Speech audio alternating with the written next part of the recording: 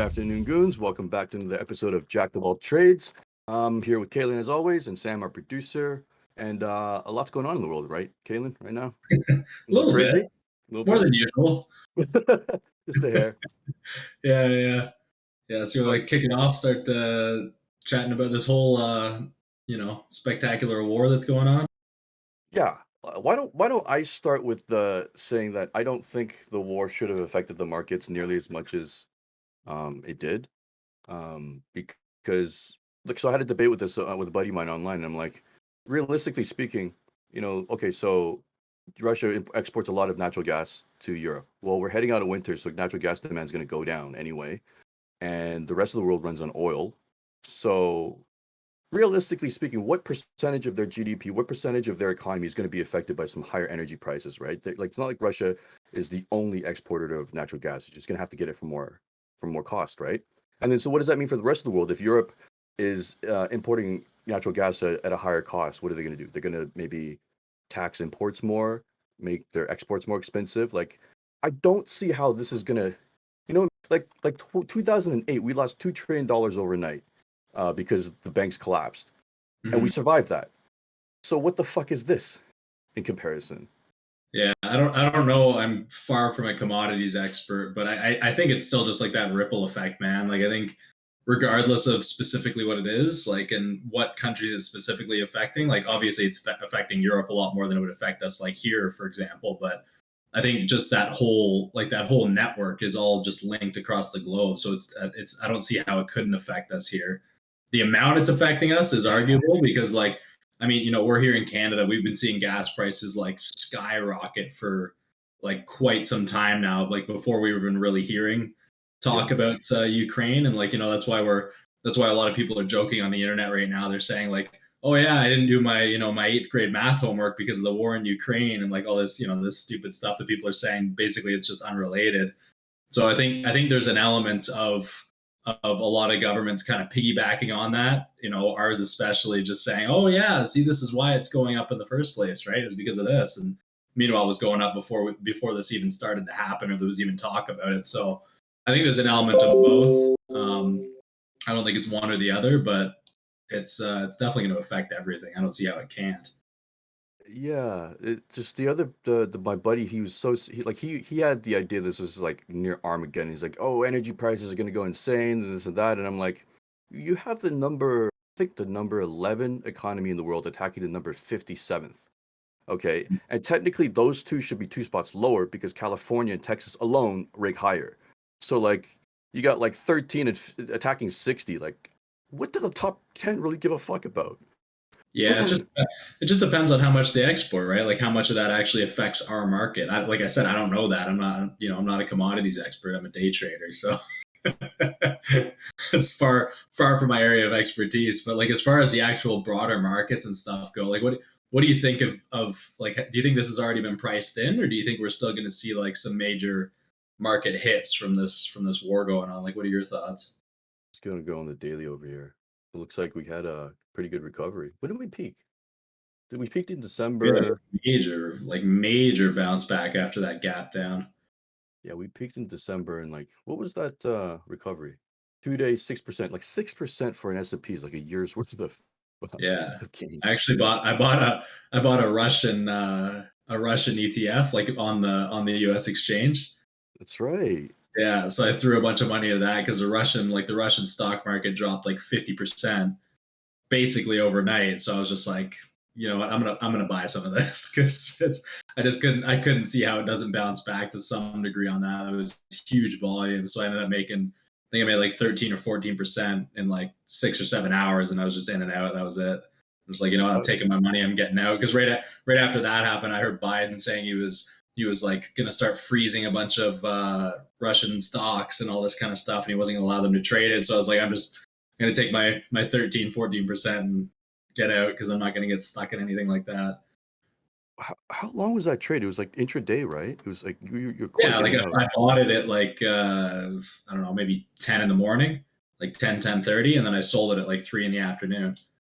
And you're like, your day trading has made you sharp because, like, when you mentioned it, I'm like, that's not a bad idea. And I'm still contemplating it. And like, Yeah, as I'm contemplating, you're already in and out of the entire move. yeah, yeah. Like you can pull it up there on your screen. It's RSX is the ticker. Just a Van Eck Russia ETF. It just kind of follows like the Russian market. I don't know like a whole heck of a lot about it. But if you go to like the 5 minute chart, so you can see kind of like the last 2 days. 5 minutes. Okay. All right. Let's see what we got here. Yeah. So This, see this, where this, see where it gapped like way down. yep. So I basically bought it. Like it had that big spike in the morning, like on the Thursday there, like after it gapped down, had that big spike in the morning, and then This I one. basically bought it. Yeah. So I bought it when it dipped right down to 1470, like right where it opened. And then I just held at it, because like I wasn't expecting to do the trade in one day. Like the plan originally was to hold it for, potentially a couple weeks or something if I had to. So I just went in at 1470 there, and then it kind of dipped down to the 1390s or whatever through the day, and then the whole rest of the day it just trended up and up and up, and I ended up selling I think around like 1640 or 1650. Like I almost got right at the top there, right in the afternoon, and I think it was like what is that, like 13 or so percent, something like that. 20. Well, from the lows, from the absolute lows, it was 20%. But Yeah, so I was 1470 to 1640 or 1650 something. 13, 13.2% ish. So 13% in a day. So I was like, yeah, I'll take that. Because I remember you were texting me because I was in a meeting that morning, so I wasn't paying attention to anything. And Right. and you texted me and you're like shit, Tesla gapped down to like $700, and by the time I checked, it was already up to like 750, and I was like, okay, it was like I missed that, like because I would have bought that trade, right? Because we were talking about it the day before. And then I was just looking on Instagram, and I just saw a Bloomberg article that said that the Russian markets were down like 50%, and I was like, oh, I didn't even think of that. So I went and I started doing some quick research and found this one, and it was tracking it, and it was on the American exchanges. So I was like, okay, I'm not going to put my money in Russia, and then figured I'd take a bit of a shot at it. Did you see something in the chart that made you confident in that move? Like with the entry and anything? Like, is this something like? No, nothing specific. I just wanted to get it close to like where it opened that day.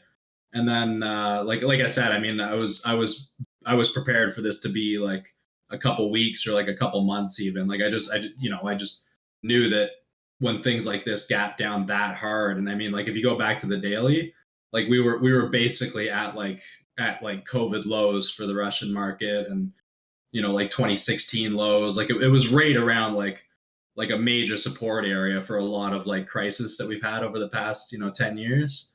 So I just figured that was probably as good a time as any to buy into it. But that was pretty much it. As I was just, it was a bit more of a gamble, I guess, than I usually like to do. But it still seemed reasonable. Well, if you're gonna gamble, that's how you want to do it, just to smash and grab. You don't want to sit there like to see if I get, you can get any more. The house is gonna take your money. Yeah, well, that's what I said. Like I was thinking, like I was gonna hold it a little bit longer originally. Like you can see, like we sold off the next day again, but like I was originally gonna hold it a bit longer. But then, like once I saw that Biden was saying he was gonna start like freezing trading to Russia and stuff like that, I was like, I'm out. I'm not gonna get involved in anything like that. Look at that fib, good old fib, right at 50%. I think it might drop down to maybe 1618 on Monday, but Yeah, I'm man, not about I'm not about to try and start trading a Russian market in the middle of a war. That's you know way above what? my grade.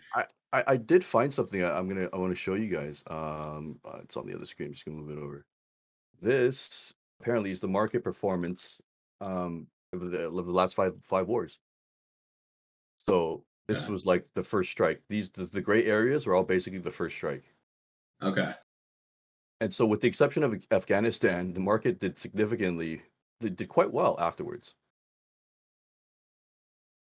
April, October, September. That was right at 9/11 though, wasn't that? I can't really read it very well. Oh, this one, the Afghan, Yeah. that What is was that? October '01, yeah. October '01.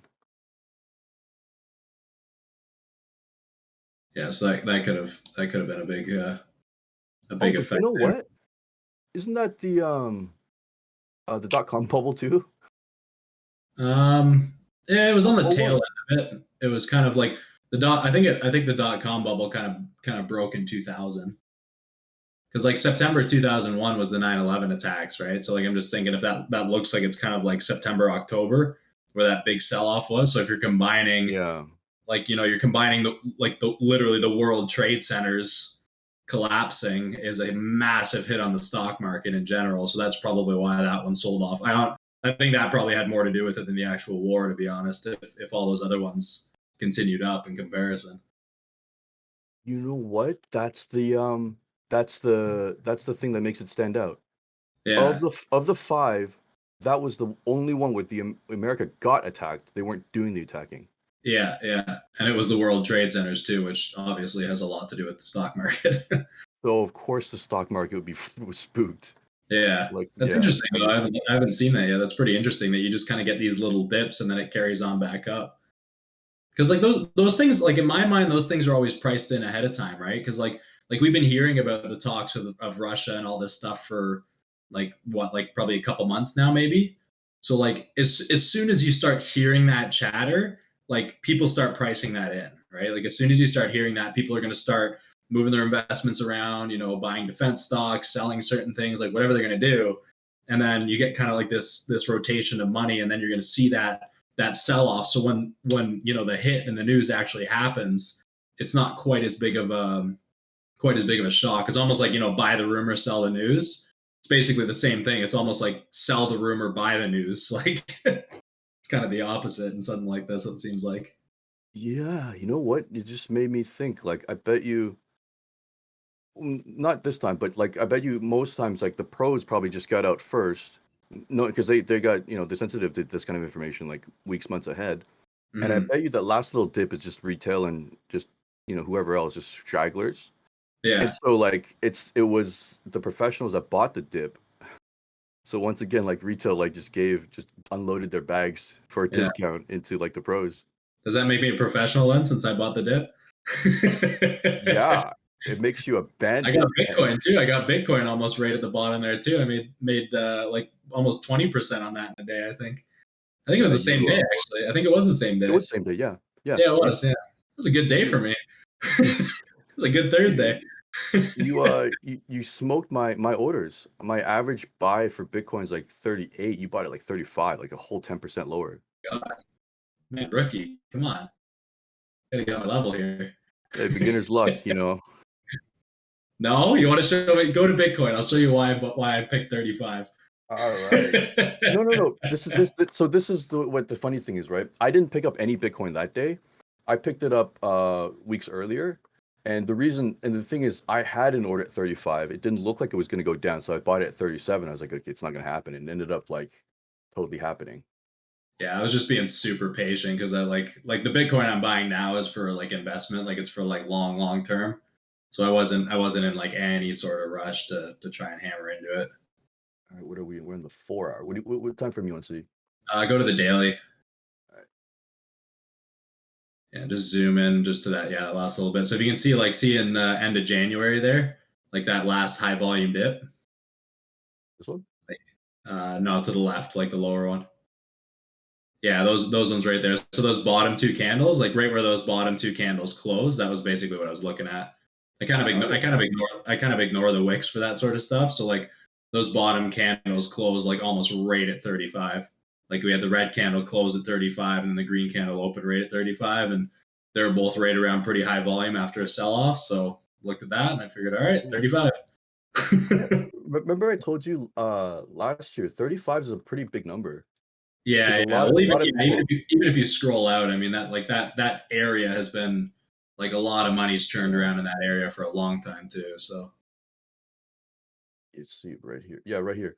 Because I, I don't know if he's listening, but I remember Brandon jumping out there at 35. oh, he got Vividly. out. He was Yeah, like, because we were chilling all summer and he was talking about, he was cheering on crypto. It's like, I'm making so much gains from Ethereum and Bitcoin and this and that. And yeah, right at that time, he was like, I'm not feeling it, man. I think this is the end. So then he jumped out. Wisely, he took a huge profit, right? But yeah. then, but then the thing ran to like 36, 65, and that's when he started saying like, short this thing, and Yeah, yeah. just turn all bearish. Well, I mean, it looked pretty like overextended at that point. I mean, look at that chart, man. You're just straight up, Yeah. straight up, straight up, and you look at the volume too. Like you're going straight up into higher volume. Like that's a pretty picture perfect reversal setup. See, this is what's crazy about Bitcoin, though, right? It clearly peaked here, right? The volume started declining and everything, but even though it peaked there, it still did like 60 something percent. Like Yeah, you can it see it seems in the like candles though. Like you can see it in the candles because like when you had that green candle there, like right at that 35 run up, that first one. So that candle, that's not a reversal candle. It's on really high volume, but it's got a yeah, bigger bottom wick, right?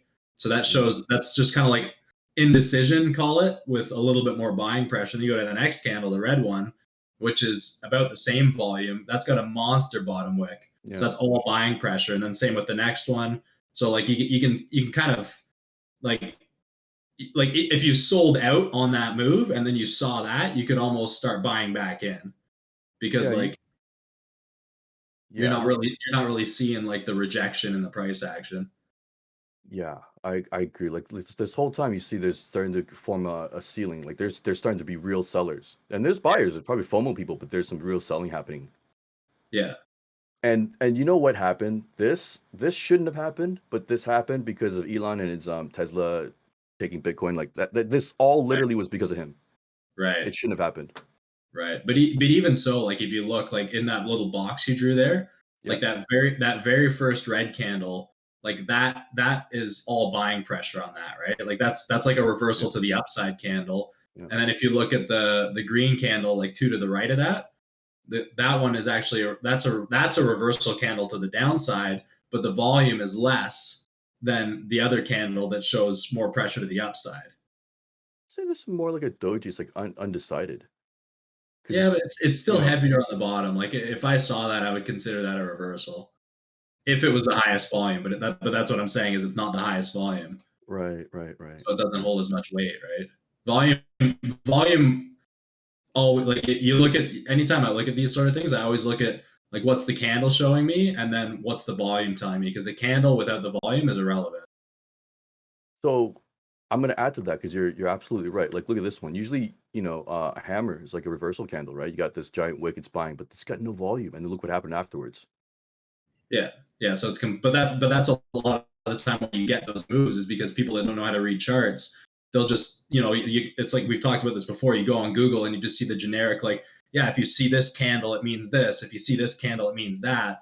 Well, they don't talk about volume, right? So you get a lot of, especially something like Bitcoin when it's at highs and everybody's talking about it. You'd see something like that, and all the people that don't know what they're doing, they go, "Oh, I've seen this candle on Google, so I know that it's going higher," and then everybody buys it and then they don't realize there's no volume. So when it starts to sell off, they all panic and you get that big dump, right? So it's Yeah, just it's the psychological side behind it that we always talk about is being able to read the emotion through the chart is what's going to make you a good trader. there's that, and I think, well, adding to that, I think it's because they don't know the context. Like you're right, like they just see like individual candles, maybe groups of candles, but we're looking at the whole chart as well. We're reading the whole thing, right? Mm, It's context. They don't have any. yeah. Well, that's So why my like once you get good at reading charts and stuff, it's like you can look. It's like we do. We just glance at it, and then, like immediately, you and I can look at something like this, and we see a million different things that we could play off of, right? But it's just because we've been staring at these things for thousands of hours. Usually when I pick something up, the words out of my mouth is "oh shit." I don't catch good stuff. I always catch bad stuff. I'm like, "oh shit." Yeah, yeah, Yeah. yeah. It works though, man.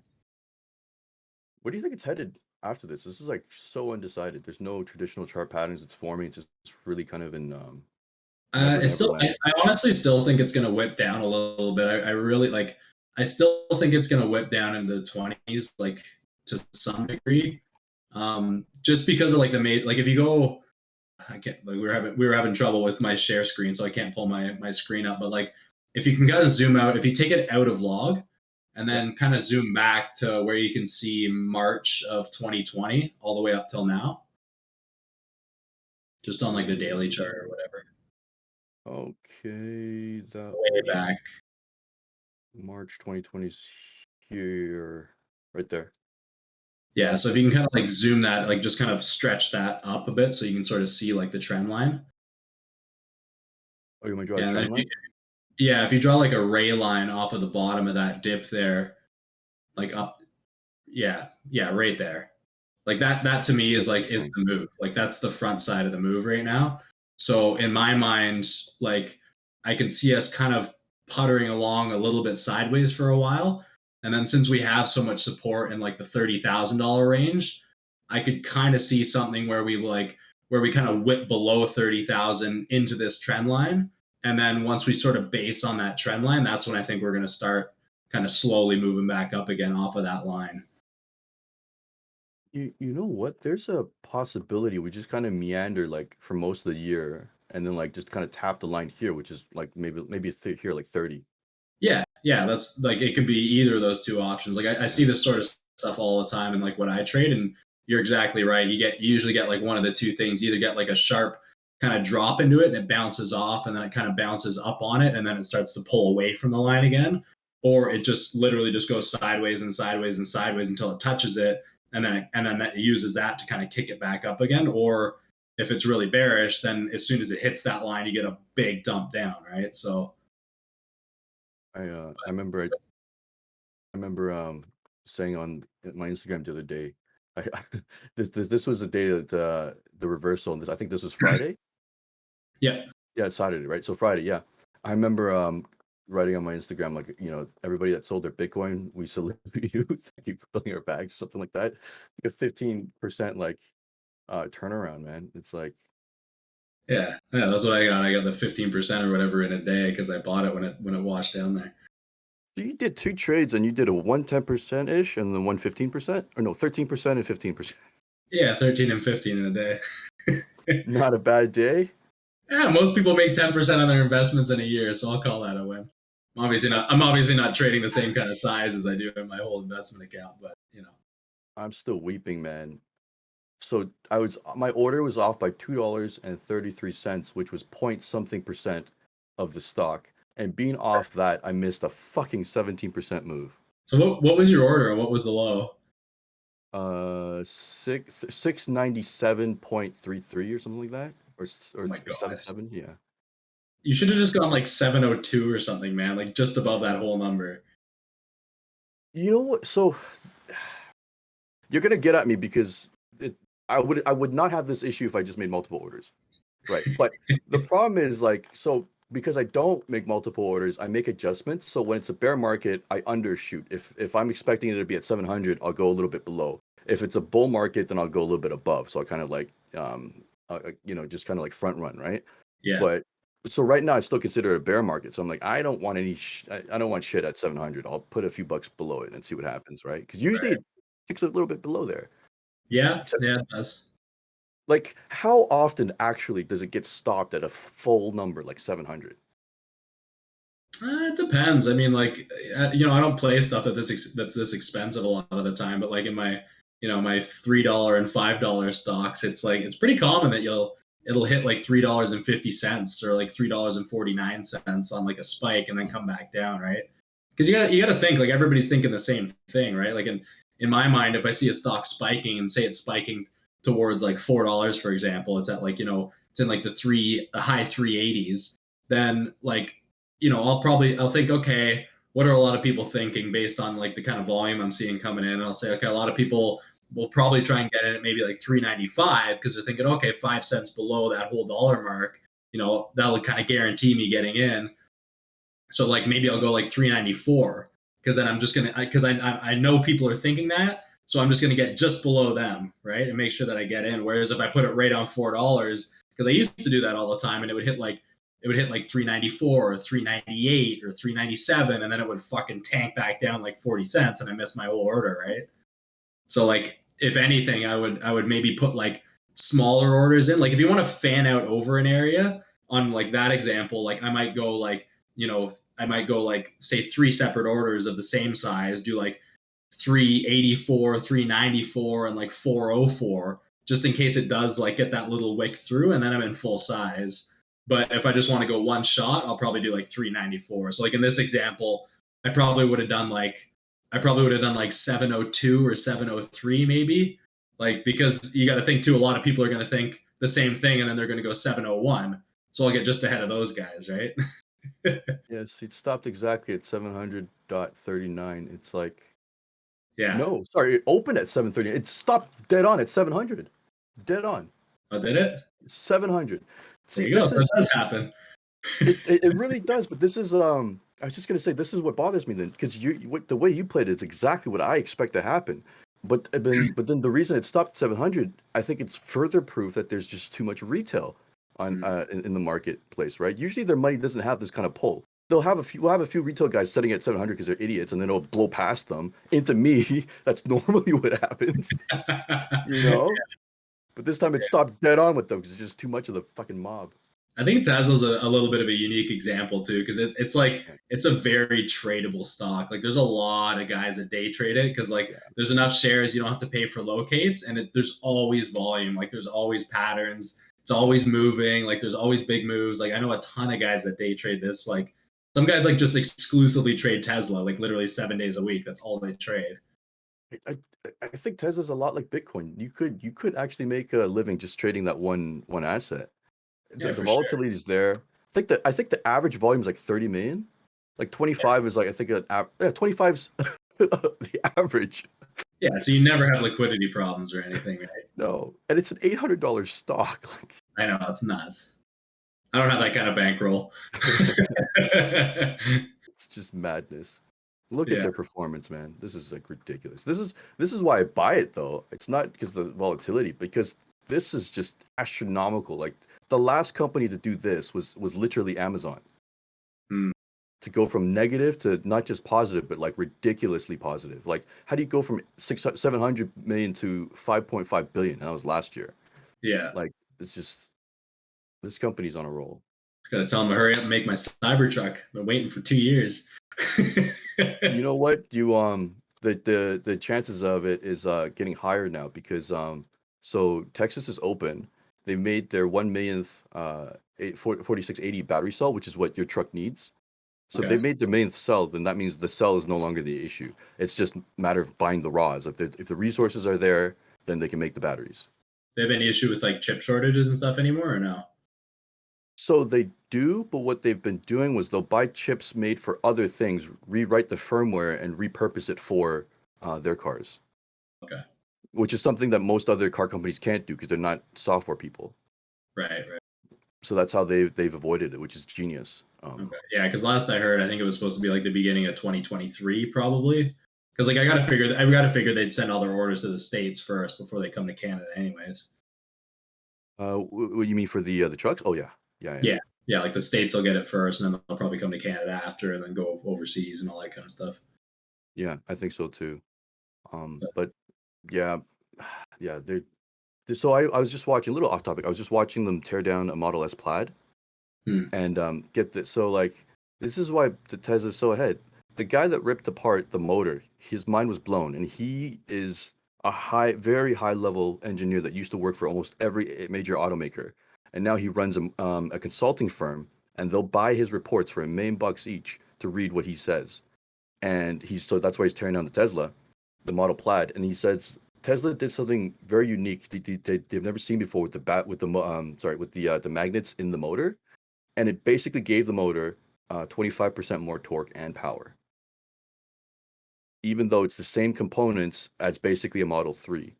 They just they know material sciences and even like magnetic whatever that science that field is. They know that so well, or they've learned it so well that they've designed this motor to be 25% more torque. And then they wrapped it in carbon fiber because apparently when it's at full speed, it just wants to tear itself apart. Like the inertia, just like it just wants to blow up. So then they Jesus. wrapped it in carbon fiber. So Tesla's insane because they have zero gears, right? It's just one. Yeah, So then you're going like 30,000 RPM at full speed the Plaid's the one that does 0 to 60 in like a second or something, right? to 1.99 supposedly. Yeah, That's insane. a That would little be bit like unfair. a Like you need to. rocket Sorry. ship. Okay. No, that's the next one. That's the next one. I was I was telling Sam. Like, why would you put? So they have this thing called launch control, right? For the Model S. So basically, because it's got air suspensions, the front tire is lower, the back tires go up higher. They call it the cheetah stance, and then you put your foot fully on the gas, and on the brake at the same time, and it's got a countdown, and it tells you when it's ready to go, and then when you let go the brake, it just does the 2 second thing, right? And Okay. then I was talking to Sam, I'm like, why would you put something like that in a four-door sedan? It's like 5,000 pounds. I mean, that's cool. It's cool, but why would you do that? Yeah. It's because they're testing. Because the one thing that I've always noticed about Tesla is that they don't do anything without a reason. And so if this feature is in this car, it's because they're testing it for the actual launch, which is the Roadster. Okay. Imagine if you could do this with a 5,000 pound four-door. What can you do with a two-door made to be That'd be they so much fun, man. I'd love to have something like that. Even the Cybertruck, isn't like the yeah, tri-motor Cybertruck, isn't that 0 to 60 in like 2.5 seconds or something ridiculous? Like a yeah, freaking pickup truck. Like, it's like twice as fast as mine. Like mine's already giving me like little. yeah. Did I tell you I had to put mine on like there's modes, there's like comfort mode and whatever. I had to Yeah. put mine on like sport mode, which is super stiff because when I accelerate, I'm like, "Ugh, shit." Oh, really? Yeah, yeah. That's awesome, man. How fast does that It's one go? 0 to 60? Do you know? 0 to 105.5. I don't know what that ends up being in 0 to 60. That's still fast, man. I used to have a Dodge Challenger that did 0 to 60 in 5. Oh yeah, yeah. I gotta tell you, it's been pretty nice being on the road and like when you, especially on the highway, when you really need to overtake somebody. There's like Yeah, no fear, no anxiety, no nothing. Just like see ya. yeah. That's nice, man. I like that was what I miss about having my car is like just that power to be able to get around someone quick if you need to is nice. Yeah.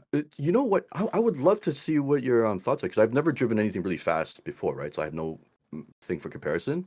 Yeah, But the thing that throws people off about this car, I think, is like the speed is one thing, but because it's electric, everything's like instant response. And like how with like combustion engines, everything's got to be a little bit of delay. It's got to work up, build up to the power, right? yeah. This one feels like you're connected, like you're literally just it knows your thoughts. The second you think it, it moves, it does it. It's like ridiculous. That's awesome. I love that, man. It's like it's the same kind of thing as like that's one of the reasons I like snowmobiles so much, man. Is because like Mm. they have the centrifugal clutch, so it's the same thing. Like you just hammer the gas and it's just pure power right through. How Love fast do it. they go? Mine will do like 180, maybe something like that. They go pretty Oh, fast. 180 kilometers? Yeah. Are you strapped in there? No, man, you're just hanging on for dear life. It's What a the fuck? blast. Yeah, me and my wife were on it the other day, and we had like a big open field. We got up to like 130 with the two of us on it. How the fuck can it do that in the snow? Jeez. Oh, they fly, man. They go accelerate like real fast.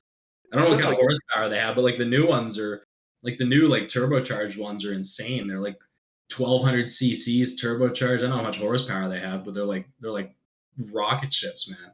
1200 cc's is like Yamaha R1. It's like a racing motorcycle. Oh yeah, they're insane. Yeah. Let's see. So is Maybe that we normal can. speed for them, or is that like you got like a high end one? No, it's like mine's like a 90s. Like it's an old like ghetto one I just used for buzzing around the house. Wait, that's Yeah, the one you bought recently, right? yeah.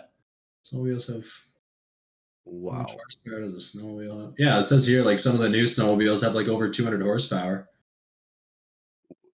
Which is ridiculous because you're not strapped, you're a single person. It's like, no way. Yeah, it's terrifying. That was Oh actually my how I God. broke a chunk. That's how I broke my spine when I was younger, man.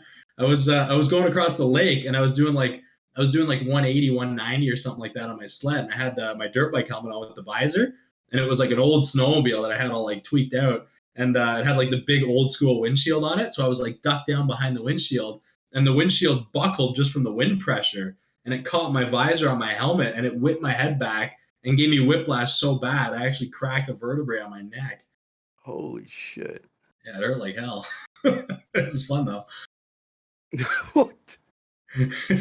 I don't understand that, man. Like my best friend and his older brother that I grew up with, they always had like a need for speed. His older brother always had a fast car. Cam always had a fast car. Cam crashed every car he's ever owned, by the way. Oh my Uh, god. and they had motorcycles, and then I rode one once. It was a CBR, and I dropped it, and I was like, I have no need for this speed, and like I know people that have had bikes, and like there's not a single person that doesn't have a story where it's like I crashed. It's always like it's inevitable.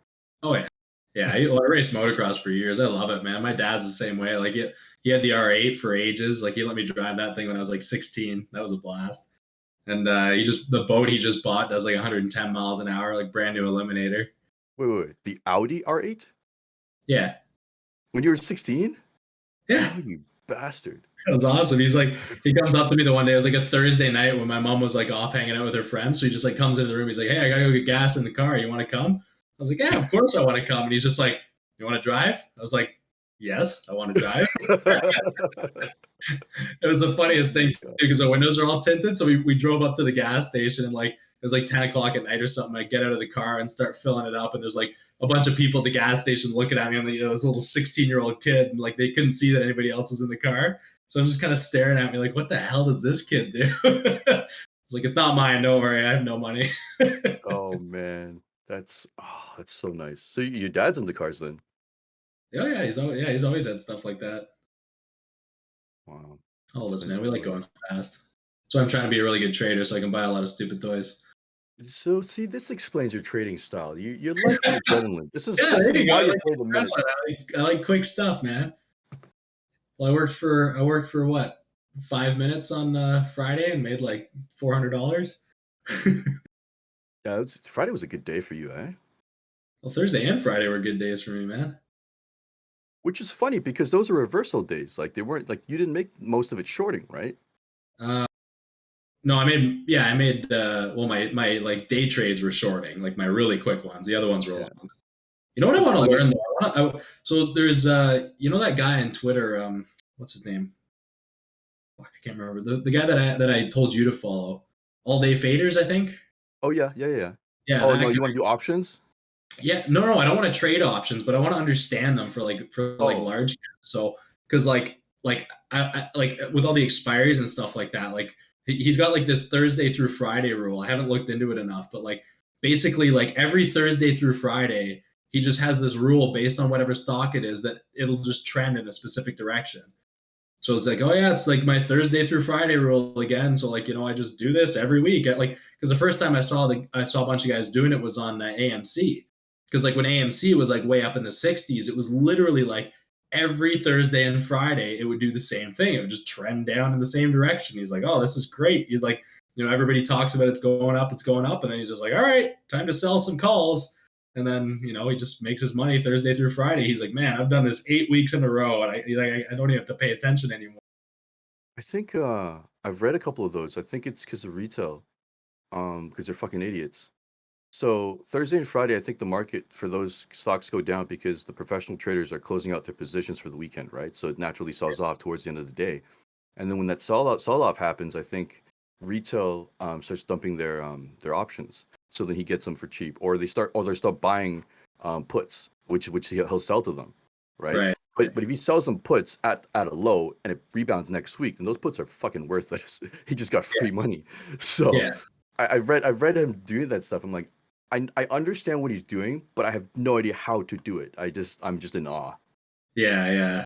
Options are one of those things, like because like one of the guys that I follow too that trades options. He always trades that Friday expiry. So he said if it's the Friday, he said he might trade the next Friday, but he never does like Monday, Wednesday expiries. He always does the Friday expiry of that week, and he always trades like he trades from like the stock chart, but he trades the options. So like he day trades, like he'll intraday trade like within the first half hour of the day, but he does it with options. So he'll just look at the chart and he looks at the chart the same way that I look at the chart, and his entries and exits are based on like what I would use for entries and exits, but he's just doing it through options because he's getting different premiums, he's getting better returns. So like he'll look at like a large cap, for example, like say something like Apple, where it's got like a big volume or earnings day or whatever, and it's moving, and like on the options, he'll get it might be like $3.40, and then based on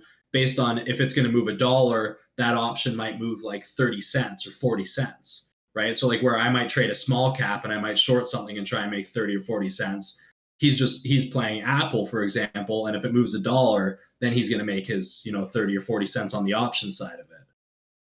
The thing is, I've tried that, and they definitely found something that can't figure out. But so I tried that. The thing is, I've noticed is options are a lot more patient because the options buyers generally know that stocks are volatile, right? So I think maybe that's why he only does the Friday ones because knowing that it expires, then he knows people will sell.